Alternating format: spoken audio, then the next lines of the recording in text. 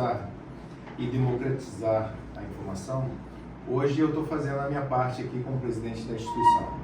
Eu estou recebendo aqui duas pessoas, eu e a doutora Elisinha Zurita, né, minha parceira de OAB, a nossa presidente da Comissão de Direito Imobiliário no ano de 2024. Eu estou recebendo aqui duas pessoas que eu admiro muito. A primeira, nossa vice-presidente da seccional da OAB Rio, doutora Ana Tereza Basílio, muito obrigado pela sua presença.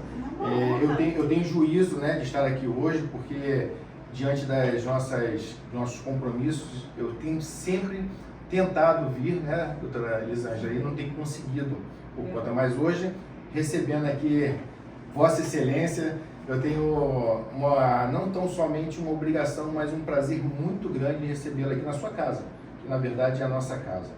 A nossa segunda convidada, a pessoa que me ajuda muito na instituição Unigran Rio, a nossa professora, a nossa doutora, professora Aline Moura, muito obrigado pela sua presença. Aliás, hoje não é um debate, mas uma conversa aqui muito explicativa, né, com relação ao compliance. Inclusive eu faço aqui questão de expor, né, o tema, que é o sucesso na carreira da advocacia empresarial no contexto do Compliance 5.0, a atuação da OAB no apoio aos advogados. Muito obrigado, fique à vontade, a casa é sua, porque você também, além de professora, é advogada. Muito obrigada, doutor Wagner. É uma honra minha de poder compor essa mesa com o presidente da OAB de Caxias e a vice-presidente da seccional Rio de Janeiro, pessoas que eu admiro. É uma alegria também estar na nossa casa como advogada. Eu sou advogada e professora. E essa semana, na universidade, um colega perguntou: você é mais advogada ou professora? E eu disse: eu não sei onde começa um e termina o outro, porque eu sou as duas coisas e as duas me complementam. Primeiro eu fui advogada e sempre serei. E ontem, por acaso, nós estávamos na abertura do semestre letivo e me emocionei muito, apesar de ter uma fama de rigorosa e por vezes dura, me emocionei muito porque eu lembrei do meu primeiro dia nos bancos da faculdade, depois eu lembrei da minha formação em bacharel em Direito e no dia que recebi as carteiras, e hoje vai haver entrega de carteira, eu lembro que eu pensei: agora o mundo é meu. Então, eu me emocionei ontem, continuo me emocionando porque estar na casa de advogada, eu me sinto realmente em casa. A proposta de falar sobre o compliance no contexto, talvez, de mencionar o 5.0, talvez mereça uma certa explicação, no sentido de que, principalmente para os nossos ouvintes, alguns alunos, uma contextualização do porquê de mencionar compliance 5.0. A palavra, a expressão compliance em si já é um pouco complexa e gera uma incompreensão ou uma amplitude muito grande, porque o que é compliance? Todo mundo pergunta, pode ser tudo. Compliance, uma expressão inglesa, quando a gente faz a tradução, e a mais utilizada aqui no Brasil, é falar sobre integridade. Mas o que seria integridade? Alguns dizem o compliance já acabou, e aí eu preciso contextualizar no sentido de que não acabou, a gente está só começando, principalmente no nosso cenário brasileiro, principalmente com os desafios que a gente encontra no nosso mercado de trabalho e na nossa atuação empresarial. Em geral, quando alguém diz que o compliance já acabou ou que o compliance já existe há muito tempo, portanto não vê a necessidade de falar sobre isso, é porque alguns já trabalham em setores altamente regulados, como o mercado de capitais ou o mercado de seguros, o sistema financeiro, ou simplesmente porque estão atuando num plano. E aí, quando eu digo atuando, não somente advogados, porque o compliance demanda uma equipe multidisciplinar, nós atuamos às vezes com não somente nós advogados, mas também contadores, administradores, economistas, mais especificamente no que toca aos advogados, quando nós falamos de compliance, nós estamos num movimento e numa tentativa de, pensando na função social da empresa e pensando na adequação do sistema produtivo, da exploração da atividade econômica, aquela clássica prevista no artigo 966 do Código Civil, né, da atividade empresarial, como a gente conjuga esse interesse da atividade empresarial e da necessidade de obtenção de lucro com os conceitos modernos de governança, tecnologia, consciência ambiental, E como a gente pode levar isso para que seja de fato uma cultura disseminada e não somente uma palavra e programas no papel, sem que a gente possa de fato entender e implantar programas de compliance. Dentro desse cenário, nós temos a advocacia empresarial. E aí, outro desafio é, a advocacia empresarial nem sempre é um ramo do direito admirado pelos alunos, e para aqueles que admiram a atuação da advocacia empresarial, se vê num dilema de entender que é um mercado fechado, de entender que não é para aqueles que estão se formando, ou para aqueles que já estão formados dizem, mas eu quero atuar na área e não sei como. O que eu preciso fazer? Essa é uma pergunta interessante, e aí eu já agradeço pela parceria e pelo apoio da OAB Duque de Caxias e da OAB Seccional Rio de Janeiro na divulgação de um curso de formação Chief Compliance Officer, que está sendo promovido na sua 3ª edição pelo Instituto Brasileiro de Direito e Ética Empresarial, o IBDE. Nós estamos na 3ª versão e a primeira turma 2024.1, que inicia as aulas na próxima semana, com a aula magna no dia 26 de fevereiro.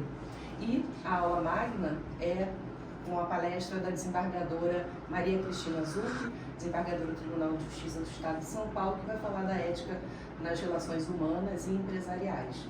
Bom, dentro desse cenário de uma atuação múltipla do advogado, e aí eu quero ouvi-los o que vocês têm a dizer, porque como professora eu tenho tendência a falar por muito tempo e às vezes sem dar a chance de interrupções, vocês fiquem à vontade, mas dentro desse contexto de atuação no compliance, o que os advogados que se formam, o que os advogados que gostariam de entrar na área e o que a OAB pode fazer.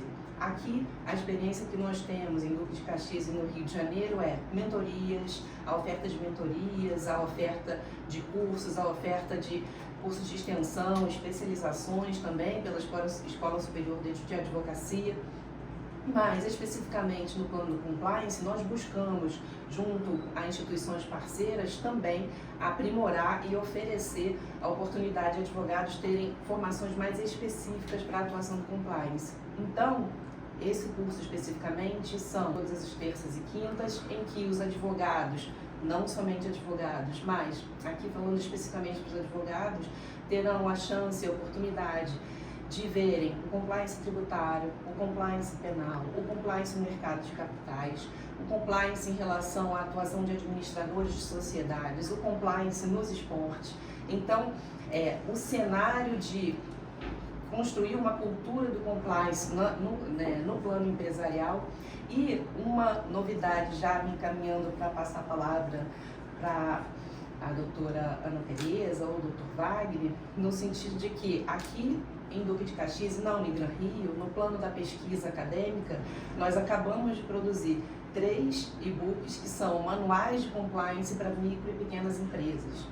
Um especificamente voltado para micro e pequenas empresas em Duque de Caxias. E o interessante e aí quebrando uma barreira que se entende micro e pequena empresa deve ter programa de compliance, precisa ter programa de compliance, a compreensão disseminada é de que não. Só que, hoje em dia, por exemplo, para contratar com a administração pública, os processos de licitação já prevêem nos editais a necessidade de que as empresas apresentem programas de conformidade. E, nesse sentido, como seria que micro e pequenas empresas, para não ficarem excluídas de processos de licitação, o que elas precisariam fazer?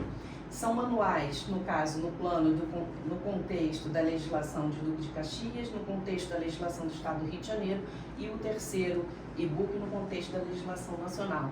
São propostas, são tentativas de avanço. Eu gostaria de falar sobre programas, eu gostaria de falar como a gente aproxima os advogados e aproxima as empresas dessa experiência de entender que o compliance deve e pode estar acessível a todos, mas o desafio é que todos possam compreender e entender que o compliance não é somente para grandes empresas que atuam no mercado de capitais, grandes sociedades anônimas. O compliance, na verdade, precisa começar com uma cultura que às vezes pode ser ou deveria ser iniciada nas escolas. Essa questão do e-book que você sinaliza aí, isso foi feito pelos alunos? Foi um desdobramento de um TCC? Como foi isso? É interessante. Não é um desdobramento nem de TCC, mas sim é de coautoria com um aluno da Unigran Rio, que acabou de ser aprovado no exame de ordem, mas ainda está no 10º período. E resulta de 2 anos de pesquisa, a gente chama empírica. De programa PIBIC, né? Projeto de Iniciação Científica com bolsa, financiado pela Funadesp, uma fundação de São Paulo, né? Mas foi um trabalho empírico ou foi um trabalho... Fizemos um trabalho empírico. Teve um momento em que, e aí pesquisa empírica em direito é muito difícil. Eu estou falando isso porque eu fiz o meu mestrado com um trabalho empírico, quase que eu fiquei reprovado, porque uma das avaliadoras lá entendia que trabalho empírico no âmbito jurídico é quase que... É um dos desafios e críticas em bancas de mestrado e doutorado. Eu apanhei, diria, falando de forma um pouco talvez exagerada, mas foi um pouco difícil na defesa da minha tese de doutorado apresentar uma pesquisa empírica, porque a tendência dos avaliadores é de entender que pesquisa empírica em direito ou por ser difícil não deve ser realizada, ou se foi realizada costuma-se buscar falhas. Então, teve um momento em que o orientando, ele começou a pegar o telefone e ligava para os municípios, porque para você descobrir a legislação municipal referente, no caso ele estava pesquisando normas anticorrupção e processos editalícios, ele queria modelos de editais que exigiam programas de compliance. E aí ele descobria que tinha municípios, e é claro, não dá para buscar os mais de 5.500 municípios do Brasil, mas ele buscou principalmente todos os estados e algumas capitais, as maiores capitais brasileiras. E ele encontrou dificuldade dessas informações, a lei de acesso à informação precisou ser utilizada, e é inacreditável para você ter acesso à norma, ou editais que são públicos, você tem que usar a lei de acesso à informação, mas em determinado momento chegou sim a esse ponto. Mas é uma pesquisa empírica interessante, já foi publicado um capítulo de livro, num livro sobre compliance também, de grupos de pesquisa de todo o país, em parceria com a UFJF, e aí a gente vai caminhando. Mas, como eu disse, o desafio é que esse e-book permeie. Agora, a ideia é como é que a gente faz chegar para todo mundo. Como é que a gente faz para que os reais destinatários, que são os microempresários, os pequenos empresários, tenham acesso a essa leitura fácil. Foi pensado para que seja uma leitura fácil, não um livro acadêmico, cheio de referências. Você precisa se registrar aqui, você precisa ter acesso, clique aqui. Sabe como você se observa todas as certidões, como você... E aí facilita a vida do micro e pequeno empreendedor, que às vezes, por achar que precisa pagar alguns milhares de reais em escritórios de advocacia para que elabore seu programa de compliance, ele descobre que ele pode ter um programa de compliance, é muito mais simples, e essa desmistificação precisa acontecer. Particularmente, professor Eline, qual é o teu conceito quando você vem com a palavra compliance? Você não acha que já isso por si só já afasta um pouco, já que o tema ele não é tão somente essas palavras rebuscadas? A gente é um conceito, estou falando só do compliance, mas às vezes você tem palavras que por alguns entendem até como desnecessárias. Você não acha que afasta também o leitor, né? Por exemplo, de um e-book desse, falar sobre compliance? Outro conceito com relação a isso? Essa é uma das perguntas dos internautas aqui, exatamente, né? Eles querem saber o que é compliance. A gente quer entender. Então, professora Aline, por favor, é a Miriam, né? Ela é da Unigran Rio também, e ela quer saber o que acontece, o que é o compliance? As pessoas querem saber. Eu acho que eu posso responder isso na prática, né? Como advogada empresarial que sou. Eu diria o seguinte: muitas vezes a gente usa determinadas denominações que são denominações que ficaram clássicas no mercado. Fake news, compliance. Mas o compliance nada mais é do que o cumprimento das regras existentes. Tanto as regras internas de uma empresa, de um escritório, normas de conduta, de vestiário, de como atuar, e normas externas, que são normas legais, dependendo do negócio, podem ser mercados regulados, podem ser regras ambientais, enfim, é estar de forma adequada, atuando licitamente. Agora, quando se tem um compliance, isso quer dizer que você pode ter uma estrutura específica para te manter em conformidade, em adequação com as regras. Então, empresas grandes têm um departamento de compliance.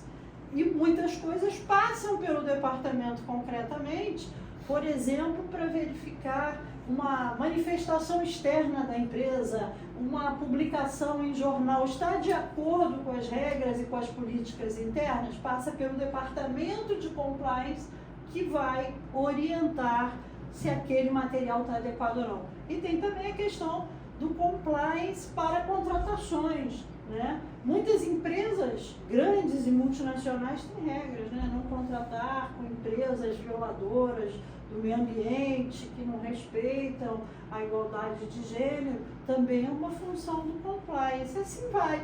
É conformidade com as regras, não é isso, professora? É isso, exatamente isso. É estar de acordo com as regras. E a LGPD veio dar trabalho para o compliance, não é? Bastante trabalho e às vezes é um ponto que causa certo atrito entre setores de compliance e o jurídico, especificamente quando o jurídico e o compliance atuam em setores apartados. Porque, e aí é uma característica nossa de advogados, nós como entendemos um pouco das normas, entendemos que tudo deve estar sujeito ao nosso crivo. E já o setor de compliance, às vezes multidisciplinar, tem uma certa incompreensão sobre a nossa, talvez, busca permanente pelo cumprimento de normas. Principalmente a área comercial, fica bravíssima. Não pode isso pelo compliance. Como pode. isso vai dar lucro, mas não pode. E o aí setor... começam os conflitos, então, dentro da própria empresa, os conflitos. Dentro, o setor de compliance nem sempre é um setor compreendido, assim como o jurídico também não. Então, precisam sentar e conversar. A lei de proteção de dados trouxe esse desafio de forma mais difícil de conciliar, porque em algumas regras de proteção de dados, compreendida pelo setor de compliance, no sentido de que você não pode mais colher em contratos todos os dados daquele contratado, daquele contratante, não deve constar. E já tive esse dilema, como é que faz? Não, só põe o CPF, já é dado demais. Ele falou, mas como é que você vai executar se você não quer colocar o endereço? Setores de atuação da área médica não quer mais que passe o nome do cliente que está aguardando, tem que ser um número, porque o nome também é um dado sensível. E aí tem esses desafios que no final dá tudo certo, no final é possível, mas é um aprendizado. Vou dar um exemplo aqui concreto para quem está assistindo a gente, não é nem advogado nem estudante de direito. Por exemplo, você está numa clínica oncológica, na fila lá aguardando atendimento. Se aparecer o nome da pessoa, você está expondo que aquela pessoa tem um problema médico-odontológico, quer dizer, você está expondo um dado sensível daquela pessoa. Então você pega a senha, a pessoa vai ser identificada pelo número para ter uma menor exposição. Isso faz parte do compliance da clínica, né?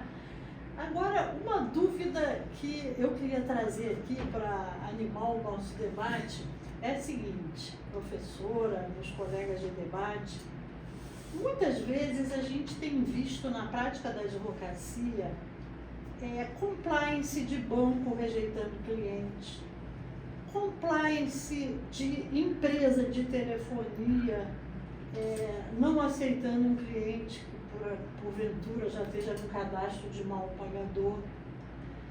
E a gente sabe que, assim, de uma maneira geral, a negativação gera dano moral, principalmente quando ela é indevida. Será que o compliance excessivo não pode gerar dano moral se você cria restrições, por exemplo? Fulano não pode ser cliente daquele banco, ele é recusado pelo compliance do banco. Mas ele é recusado porque ele tem uma dívida que ele discute em juízo.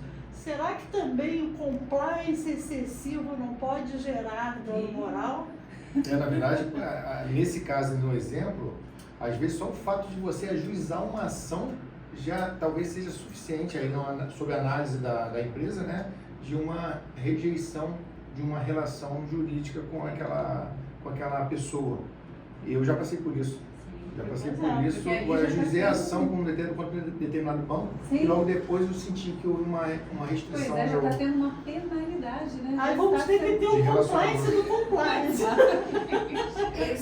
Esse ponto que a doutora Ana Teresa colocou foi exatamente certeiro. Cirúrgico mesmo, porque está no ponto de conflito entre o jurídico e o setor de compliance que, às vezes, no jargão assim, que a gente utiliza, quer ser mais realista que o rei. Exato. Porque existem as normas e o parâmetro tem que ser as normas. E o desdobramento da compreensão das normas por alguns setores de compliance, eu peço desculpa aos 19 professores do curso de formação em Chief Compliance Officer. Nós temos professores de todas as matizes e não exclusivamente advogados, inclusive professores que entendem que ser da área de compliance é incompatível com atuar no jurídico da empresa, justamente por conta desses embates que são, no final, todos convergem para o mesmo fim, que é precisamos estar em conformidade com as normas e atuar preventivamente. Mas a colocação da doutora Ana Teresa, além de apropriada, é fundamental para a reflexão. A partir do momento que o compliance é analisado como uma excessiva, e aí, na minha visão, como advogada e também como professora, é um excesso de cautela a ponto de começar a impedir participações, a limitar atuações sem qualquer fundamento legal, por simplesmente entender que deve ser assim, não está em linha com o direito e mais pode gerar eventualmente danos morais para evitar uma sanção, acaba de maneira transversa, né, cometendo uma sanção. Eu diria o seguinte, é evitar uma sanção, mas muitas vezes é uma política comercial daquela empresa mascarada de compliance. Porque você não pode confundir compliance, que é cumprimento das regras, com políticas comerciais restritivas e protetoras do negócio, que podem ser lícitas ou podem ser excessivas e, portanto, gerar danos a terceiros. Então, a gente tem que tomar muito cuidado quando, a pretexto de compliance, algumas regras comerciais excessivas venham a cometer atos que possam denegrir ou prejudicar terceiros, né? Então, excelente colocação, eu concordo integralmente com a doutora Ana Teresa, é isso. Nós temos mais algumas perguntas aí. O negócio está bombando, mas eu sei que a gente tem um tempo aqui, né? Porque nós temos um evento. Então, mas eu vou fazer mais algumas perguntas. Pedro aqui de Caxias, ele não colocou exatamente de onde, qual é o bairro, mas existem tipos de compliance, professora? Sim, não é que existem tipos de compliance de uma forma acadêmica, mas assim como no direito nós separamos por ramos, e aí sim por ramos específicos por conta de ciências específicas, nós temos diversas áreas de compliance. Então, nesse semestre, por exemplo, no curso 2024.1 do curso de formação de Compliance Officer do BDE, nós temos o compliance esportivo, que até então não se falava muito, mas atualmente com as sociedades anônimas, né, do futebol e as empresas e o investimento feito em times e agremiações esportivas, a preocupação vem onde tem empresa, onde tem exploração de atividade econômica organizada, na definição do norma e-mail do Código Civil para produção e circulação de bens e serviços, vai estar lá a preocupação com compliance. Então, além do esportivo, a gente pensa no tributário, que é também uma área em que atua, e aí a questão do tributário,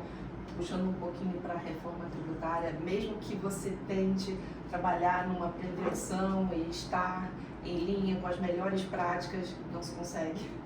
sempre tem aqueles pontos duvidosos, Não se questionados, né? O compliance ambiental, mencionado pela doutora Ana Tereza, importantíssimo e já em linha com as estratégias de ESG e o direito ambiental cada vez mais necessário em relação à reflexão e à sua força, inclusive por conta dos danos ambientais. Um novo direito também surgiu que o professor Sidney Guerra cunhou essa expressão direito das catástrofes. Então, uma área também promissora e importantíssima que acaba sendo e demandando profissionais com pouca expertise. E uma questão muito interessante é que temos o compliance não na esfera privada, mas uma discussão muito atual sobre o compliance na administração pública. Porque, embora a gente esteja num contexto de compliance empresarial, a administração pública se relaciona com a atividade empresarial e necessita também, em cumprimento com as previsões e princípios constitucionais em relação à moralidade, impessoalidade e tratamento isonômico na administração pública, ser repensado. E também pensado na governança na administração pública. Então, sim, há áreas, há setores, mas de acordo com a demanda e de acordo com a própria necessidade social, porque o direito é isso, né? Ciência social aplicada, a área de tecnologia e proteção de dados, que vem muito, extremamente forte, e o compliance vai cada vez mais. E aí, utilizando essa expressão inglesa, ou simplesmente a integridade empresarial vai cada vez mais demandar compliance officers alinhados com a evolução tecnológica e a necessidade de proteção de dados e a inteligência artificial, que está aí na ponta da lança dos desafios, inclusive para para escritórios de advocacia, sejam pequenos ou médios, e qual é o limite entre a ética e a atuação comercial e empresarial na utilização de inteligência artificial. Por exemplo, vozes, né, que parece que a gente está falando com pessoa, a gente não sabe mais quando é pessoa, e é inacreditável, traduções simultâneas, utilização de tom de voz de pessoas famosas, limites e utilização de trechos publicados e colocados em rede pública. E aí o empresarial se mistura um pouco com a responsabilidade civil, se mistura um pouco com o direito regulatório, administrativo. Então, eu diria que nós temos aqui, pela OAB, fomentando esse debate aqui nesse podcast, mas também fomentando, e eu agradeço muito, a divulgação para os advogados, com oferta inclusive de descontos para aqueles que queiram realizar o curso, uma preocupação com a possibilidade de que os novos advogados possam, ou os advogados que já atuam em outras áreas, possam de fato ter uma formação específica e direcionada, assim como existe, embora não seja um curso de pós-graduação lato sensu, mas num curso com uma certificação específica para aqueles que atuam na área. Eu diria também para a advocacia, né, presidente, que os escritórios de advocacia, grandes, médios ou pequenos, têm que ter preocupação com compliance, ou seja, com o cumprimento das regras. E a gente precisa lembrar que nós, advogados, nós temos um código de ética e disciplina com regras muito específicas, por exemplo, de publicidade. Então, ainda que você seja um escritório pequeno, 3 sócios, só temos 2 ou 3 sócios, é importante que um dos sócios fique atento ao compliance de publicidade da advocacia. Recentemente, o Conselho Federal editou um provimento número, acho que é 201, se não me falha a memória, que traz regras sobre o impulsionamento de mensagens na rede social, o tipo de publicidade que o advogado pode e o que não pode fazer, né? A gente pode ter publicidade, mas não pode ter propaganda, pela natureza não mercantil da nossa atividade.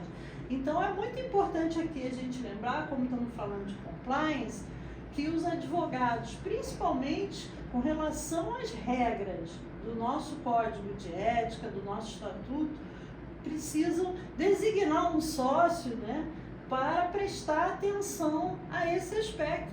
E ainda que você seja um advogado autônomo, sem sociedade de advogados ou sociedade unipessoal, é importante ter a preocupação com compliance, com código de ética, porque a gente vê, infelizmente, professora, muitos colegas, por desconhecimento, sem dolo, sem má fé, mas por desconhecimento, indo ao tribunal de ética por exemplo, divulgar um resultado positivo de uma ação que ele conduziu, né? Isso é vedado, mas muitos colegas, por desconhecimento, acabam pecando no compliance específico da advocacia. Então, esse aspecto é muito importante a gente sempre lembrar, né, presidente?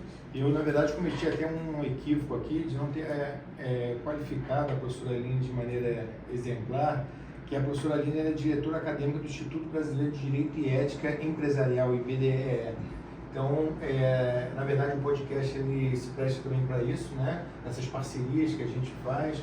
E é importante também esses cursos paralelos que a OAB aqui, às vezes, não tem o prazer de inovar, mas fazer parcerias com institutos renomados, institutos importantes do nosso estado, do nosso país. E pode ficar à vontade também para falar como é que a pessoa interessada em fazer o curso, que tipo de procedimento, o passo a passo, é um link, como é que é, professora Aline? Muito obrigada por essa oportunidade de esclarecer. O nosso site, basta apenas acessar o nosso site, que é www.ibde.org.br, e lá tem uma parte específica em relação à inscrição do curso, ou simplesmente encaminhar um e-mail para a gente com informações sobre o curso cujas matrículas ainda se encontram abertas e aulas que começam na próxima semana. Mas, Dr. Wagner, também agradeço pela oportunidade de dizer que as parcerias realizadas, seja entre o IBDE e a OAB, não precisam se limitar a isso. Nós podemos, ainda no âmbito da OAB, pensarmos em questões específicas para levar essa necessidade de atendimento aos advogados, no sentido de seja por mentorias ou também cursos livres, tem espaço para todos.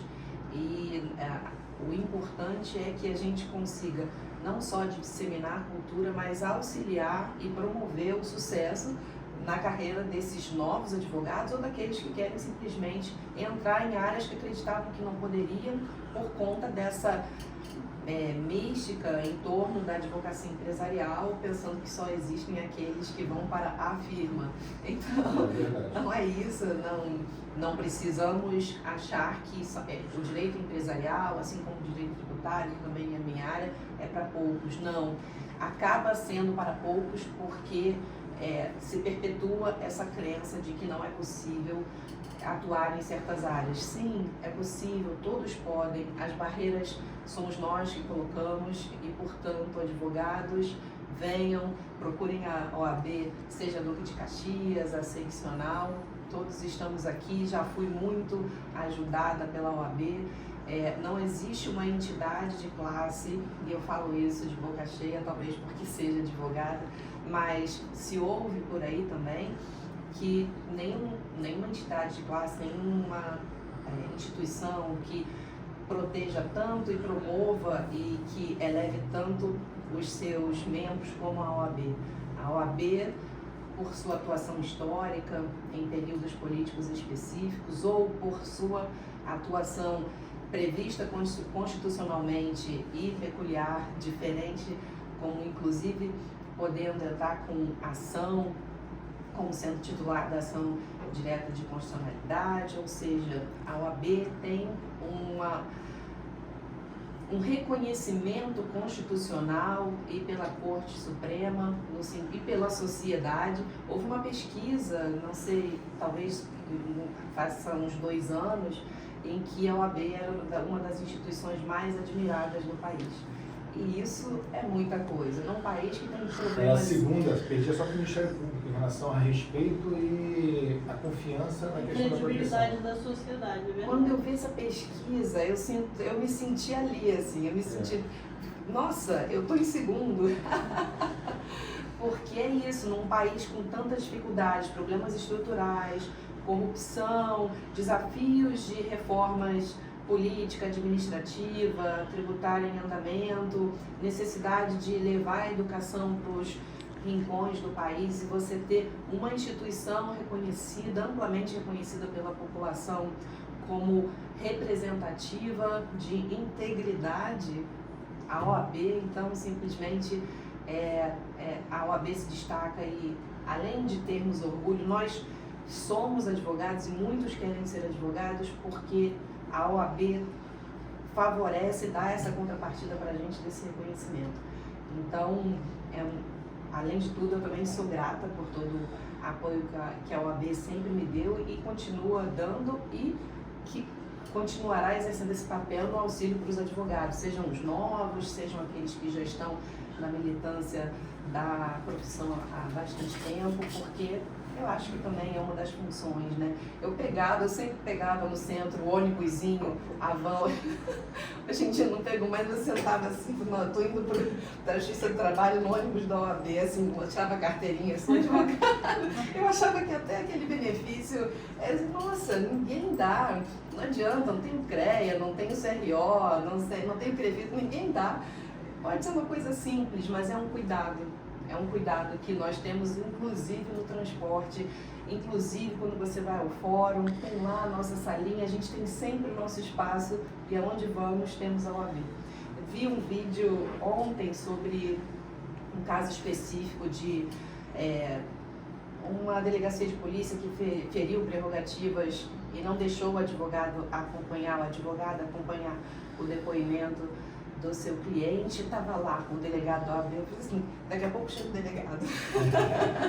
No Brasil inteiro a gente tem realmente que ficar atento para a violação de prerrogativas, porque elas são muito frequentes, né? Mas eu acho que um aspecto importante para falar aqui sobre compliance é que o compliance é uma área de oportunidade para a advocacia. Quem mais do que o advogado que acompanha a jurisprudência, que estuda direito, pode atuar com eficiência no compliance? Então, é um mercado muito importante. Claro, se você é tributarista, o compliance tributário pode ser prestado por você às empresas. Compliance trabalhista também, a questão do respeito aos direitos trabalhistas, compliance LGPD. Enfim, abre uma porta de atividade para o advogado muito importante, é uma oportunidade de ampliação da nossa atividade, tanto dentro das empresas, fazendo parte da equipe de compliance, como também prestando assessoria aos clientes através do escritório. Então, eu acho que o compliance traz um mercado muito interessante para a advocacia. E desde o começo da nossa gestão, eu tenho tentado passar a importância da qualificação e a importância de enxergar o nosso município de Duque de Caxias como a segunda maior economia do estado. Ou seja, nós não estamos na zona rural, nós temos várias empresas aqui que estão empresas ávidas para a contratação de advogados, principalmente nesse tema, né, que é latente nesse momento. E eu acho que é muito importante esse debate aqui hoje, né? Para a nossa cidade, para os advogados da nossa cidade, é isso que a gente tem feito.